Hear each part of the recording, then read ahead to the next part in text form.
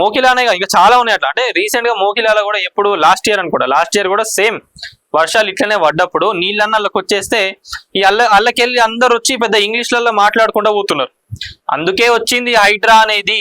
ఎవరైతే సన్నాసులు మాట్లాడతారు కదా కొంతమంది, ఎందుకు హైడ్రా వల్ల సో అండ్ సో ఇట్లా జరుగుతుంది, ఇంతమందికి నష్టం జరుగుతుందని, మరి వాళ్ళు కట్టుకునేటప్పుడు కొనుక్కునేటప్పుడు వాళ్ళకి తెలియదా? కొంతమందికి తెలుసు అంత తక్కువకి ఎందుకు వస్తున్నది ఏదనేది కూడా తెలిసి కొంతమంది కొనుక్కున్నారు.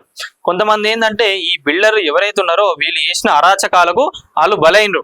సరే వాళ్ళ గురించి అంటే ఒప్పుకుంటాం. కొంతమంది ఏంటంటే తెలియకుండా కొన్నారు, లాస్ అయినరు, వాళ్ళ గురించి అంటే ఓకే.